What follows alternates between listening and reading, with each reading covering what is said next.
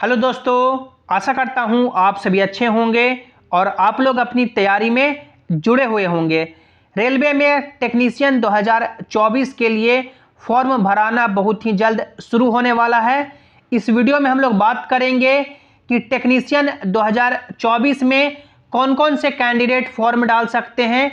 यदि आप लोगों ने ITI किया है तो क्या फॉर्म डाल सकते हैं, यदि आप लोगों ने डिप्लोमा किया है तो क्या फॉर्म डाल सकते हैं, यदि आप लोगों ने 12th फिजिक्स केमिस्ट्री और मैथ से किया है तो क्या आप लोग फॉर्म डाल सकते हैं, और यदि आप लोग का बीटेक है तो क्या आप लोग फॉर्म डाल सकते हैं। और सबसे इंपॉर्टेंट कि टेक्नीशियन 2024 के लिए आपका एग्जाम का पैटर्न क्या रहेगा, कहां से कितने सवाल पूछे जाएंगे, CBT 1, CBT 2, ट्रेड का एग्जाम, तो सभी बातों को इस वीडियो में हम लोग डिटेल में कवर करेंगे। तो पूरे वीडियो को आपको ध्यान से देखना है। और यदि आप लोग चैनल पर पहली बार आए हैं या अभी तक भी सब्सक्राइब नहीं किए हैं तो कर लीजिए, ताकि जो भी रेलवे के आगे के अपडेट हो उसकी सही और ऑफिशियल जानकारी आपको मिल सके। क्योंकि आप लोग देख सकते हैं मेरा सिलेक्शन रेलवे में 2019 की वैकेंसी से 2023 में हो चुका है। तो जो भी आपको यहाँ पे जानकारी मिलेगी वो बिल्कुल ऑफिशियल होगी और ऑथेंटिक होगी। आप लोग यहाँ पे देख सकते हैं ये government of India ministry of railway ने अपना टेक्नीशियन 2024 के लिए नोटिफिकेशन जारी की है, जहां पे आप लोग देख सकते हैं इस बार टेक्नीशियन में दो तरह की भर्ती आई है। पहली टेक्नीशियन 3 के लिए जो लेवल 2 की वैकेंसी है, इसमें टोटल वैकेंसी आप लोग देख सकते हैं 7900 है और इसमें एज का क्राइटेरिया 18 से 33 साल मांगा जा रहा है। दूसरी टेक्नीशियन 1 के लिए जो लेवल 5 की वैकेंसी है और इसमें एज का क्राइटेरिया 18 से 36 साल मांगा जा रहा है और इसमें टोटल 1100 वैकेंसी है। टोटल 2024 में टेक्नीशियन के लिए 9000 वैकेंसी आई है।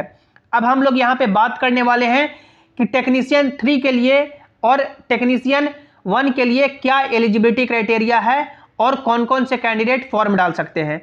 तो सबसे पहले उम्र का यहाँ पे सीमा है कि मिनिमम 18 साल और मैक्सिमम 33 साल टेक्नीशियन 3 के लिए, और मिनिमम 18 साल और मैक्सिमम 36 साल टेक्नीशियन 1 के लिए। आप लोग अपना इसके लिए फॉर्म 9 मार्च 2024 से लेकर के 8 अप्रैल 2024 तक भर सकते हैं। मेडिकल स्टैंडर्ड की बात करें तो जिनका भी चश्मा लगता है वो भी इसमें फॉर्म अप्लाई कर पाएंगे। यदि आपका मैक्सिमम चश्मा का जो पावर है +- 4 डायोप्टर तक भी है तो आप लोग यहाँ पे अप्लाई कर पाएंगे। ये चश्मा का मान सकते हैं अभी की उम्र में हाईएस्ट पावर हो जाता है, तो जिनका भी -4 का या +4 का भी चश्मा लगता है वो भी यहाँ पे अप्लाई कर पाएंगे। इसके बाद हम लोग आगे बढ़े और एजुकेशनल क्वालिफिकेशन की बात करें कि एजुकेशनल क्वालिफिकेशन का क्या क्राइटेरिया मांगा जाएगा। तो सबसे पहले हम लोग टेक्नीशियन 3 की बात करते हैं जो लेवल 2 की वैकेंसी है। तो टेक्नीशियन 3 का फॉर्म भरने के लिए यदि आप लोगों ने ITI किया है तो आप लोग फॉर्म डाल सकते हैं, इसमें कोई डाउट नहीं है। यदि आप लोग का ITI का डिग्री है तो आप लोग फॉर्म डाल सकते हैं। उसके बाद यदि आप लोगों ने 12th में फिजिक्स और मैथ्स पढ़ा है तो आप लोग फॉर्म डाल सकते हैं। यदि आप लोगों ने 12th में फिजिक्स और मैथ्स पढ़ा है तो फॉर्म डाल सकते हैं। अब इसमें सबसे बड़ा सवाल है जो डिप्लोमा में और बीटेक में कंफ्यूजन है।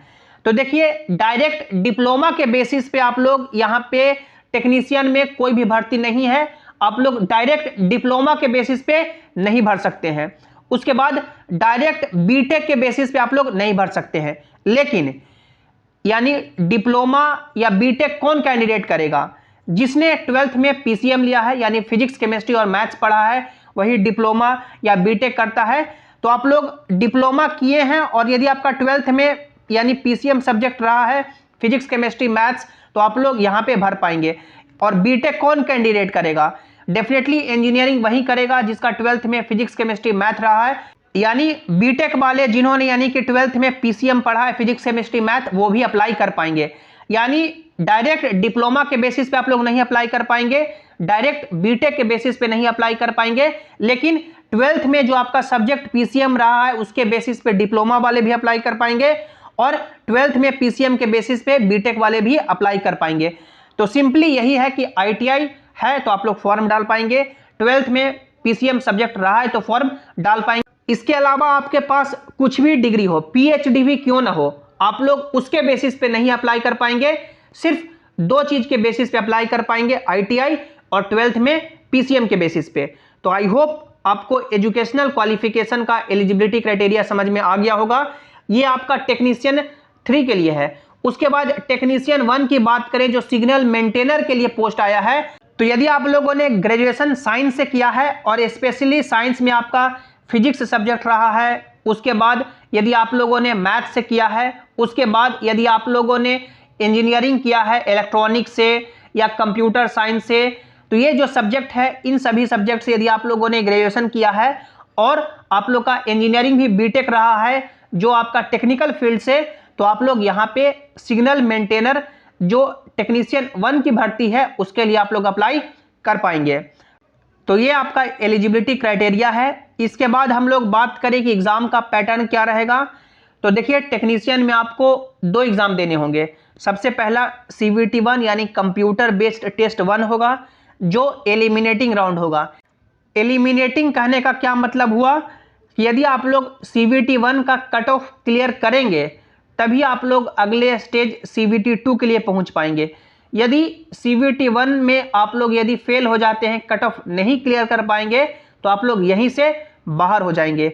CBT 1 का जो आपका एग्जाम पैटर्न है कि आपको 1 घंटे का समय दिया जाएगा, टोटल 75 क्वेश्चन पूछे जाएंगे और इस 75 क्वेश्चन में से मैथ्स और रीजनिंग मिलाकर के 50 क्वेश्चन रहेंगे।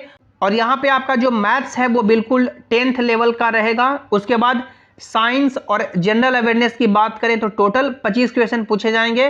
साइंस भी आपका 10th लेवल से ही सवाल पूछे जाएगा और जनरल अवेयरनेस में आपका जीके पूछा जाएगा जो स्टैटिक पोर्शन है, और साथ में आपका करंट अफेयर पूछा जाएगा।